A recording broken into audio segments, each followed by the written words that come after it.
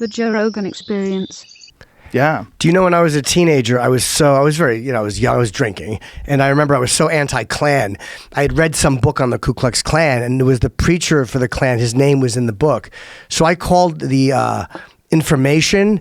I called the FBI, and I tried to stop a Klan rally, but I called this guy at home, this Klan preacher, and I started, that's wrong, you're a racist. I was 14, and he told me, like, no, I left the Klan, I'm not in the Klan anymore, and he actually talked to me for a few minutes. Wow. Yeah, but I was before you could, I was fucking just 14 and drunk and trying to make a difference. How cool is that, though, that he talked to you? He did talk to me, yeah, and I'll never forget it. And my father, I think, knew I was drinking afterwards because he heard some of the conversation, but I think it started with me calling the FBI or you called the FBI a few times back then. You called the FBI? That's what I would do when I drank. Yeah, I was a fucking crazy person.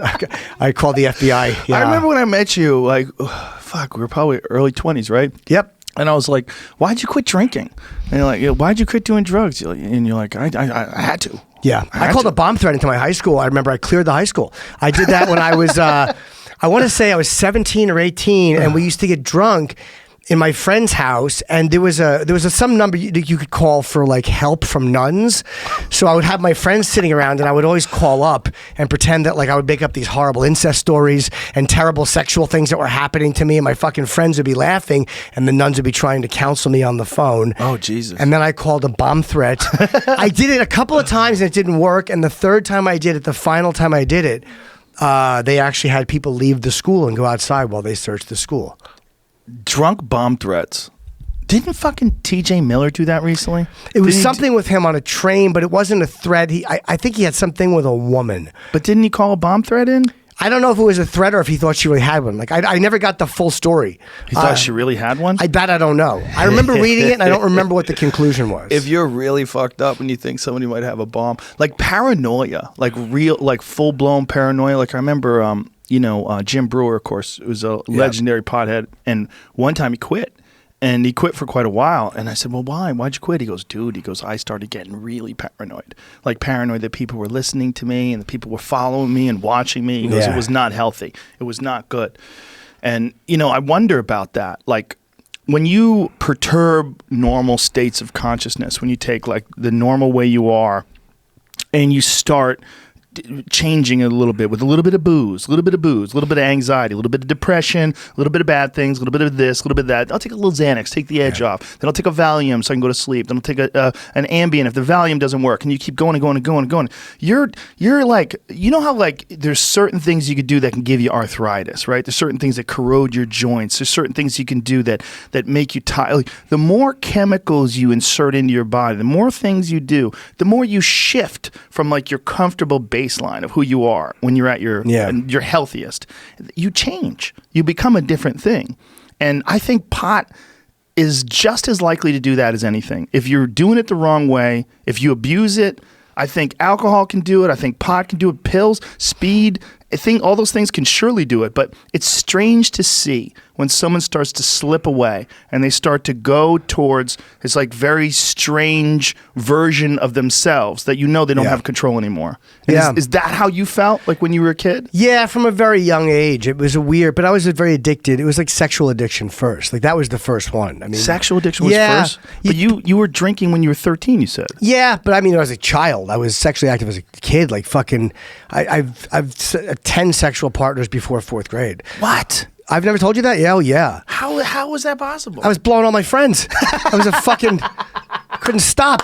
How did that get started? I don't remember the first one, but I remember there's a picture. I can date it because there's a picture of me when I was a kid when I split my head open. And I remember I split my head open running from the boy who was a year older than me.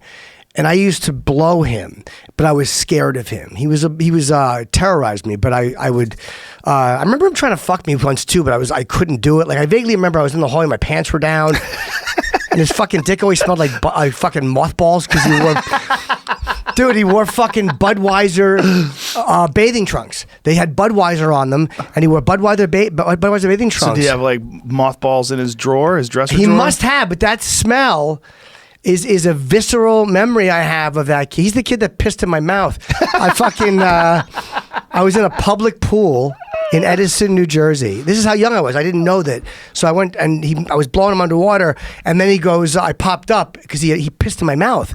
So I popped up. I'm like, don't do that anymore. Anyway, all right. I put my foot down and then went back and he did it again. So I stopped blowing him at that moment. That's He pissed in my mouth hilarious. twice in the pool. Dude, that is hilarious. So you're blowing them in the pool. Yeah, I didn't think people could see Underwater? me. I was so young. If I can't see them, they can't see me. Like that's. But the photo I have with the split on my head is 1973. So I was 5. So I know at that age I was already involved. So I have an absolute photo that dates exactly. So you were blowing kids when you were 5. Yeah. So what do you think started that off? Don't know. It must have been, just one kid. One kid opened the door. The rest of us fucking ran through it. I mean, I don't know. I just don't know what started it. I have very vague, fleeting memories. So at 5 years old, you were all sexually active, you and your buddies? Yeah, and then he got a little older, 6, 7, 8. Like, it was, I don't remember who was first, who was second. I remember my one friend got erections and I didn't get them. Like, I didn't know what they were. When he was 5, he was getting He around. might have been 6 or 7. He might have been. He might have been 6 or 7. Giant rods at 6 years old. But I remember not knowing. We used to count sucks.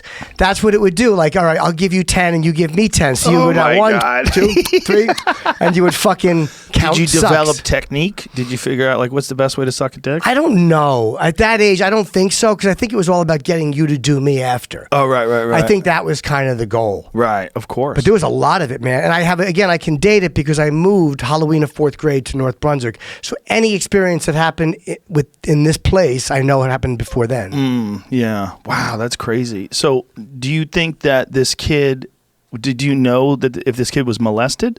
Don't know. I mean, there had to be somebody had to be getting fucked because there's no way all of us were that sexually active for no reason. Yeah. I just don't remember. I have too many memories.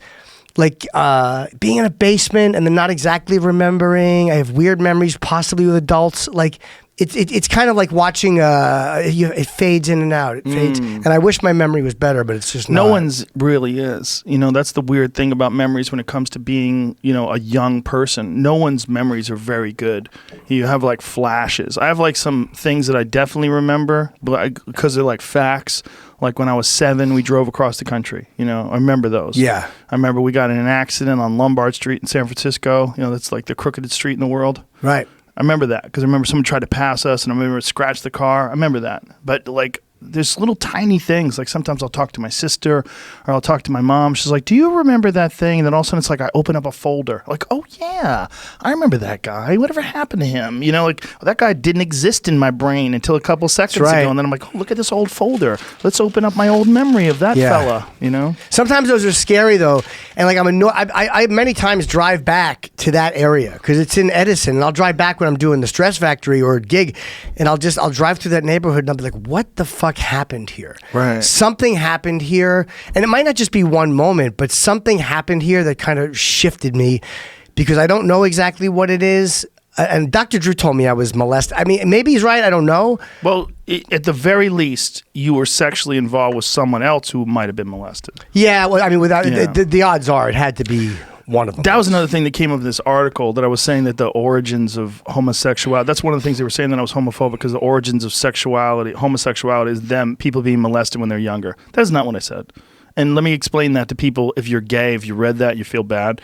That can happen to people who would not be inclined towards homosexuality if they're molested when they're younger.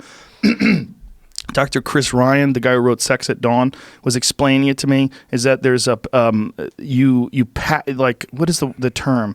Not necessarily patterning, imprinting. When you're sexually active, like if someone's sexual with you when you're young, and that person happens to be a man, you can imprint and you can develop sexual feelings in response to that. Like you get your brain triggers sexual feelings towards men where you might not be inclined. So like even if you're not actually homosexual, you're still turned on by men in a certain way because you were molested. It's one of the reasons why they say, but they don't really know why people who get molested wind up molesting people, but it's really common. Yeah. It's like, somebody described it best, like it's almost like a vampire bites you. And this thing, like you're passing it on to the next person, this creepy thing. But that, this is another thing where people took out of context, saying that I'm homophobic. Well, for me, it was all kids in my age group that I remember. I have vague adult memories, but not anything concrete that I can say was sexually. Like, you know what I mean? Like, it just kind of, it's like a smoke that comes by and it leaves. And that's kind of how those memories are. But with the kids, they were all kids in my age within a year or two of each other. So it wasn't like, that's why I don't like being a victim. So I feel like, I volunteered, man. I showed up. There was a lot of times I wanted to play the game. And well, you were 5, I mean, I have so few memories when I was 5. I mean, I bet you probably don't know why you were doing or what happened before that started it and caused it. I bet the person who you were doing it with, when people get molested when they're really young, one of the big issues is they block it out, man. Yeah. They don't remember a goddamn thing.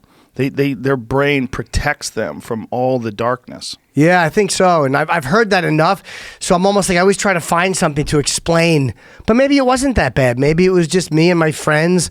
And then it just kind of developed into something that was fun and it felt good. I mean, it could, yeah. Again, I can't say there was any ominous force behind it. I just don't remember. But it's weird because it's like most kids don't blow their friends. So yeah, I know. By the way, that's a great name for an album. Most kids don't blow their friends, folks. That should be your next comedy album. Yeah, my new tour. But it's so we assume something happened, but it's not necessary, right? Because the first kid that blew his friends, I mean, there had to be one guy somewhere in history that was like, I got an idea. Yeah. Let me just that looks like a valve. Let me just put everyone's dick in my mouth and see how they feel about it. Like, people do. Look, who's the first guy to pierce his septum, right? Yeah. Who's the first guy to tattoo his face? Who's the first guy to butt fuck? There has to be a first. Guy. Well, Yeah. that one might have come simultaneously at two places at once. Right. You never know. That might have been a couple of thoughts at the same time.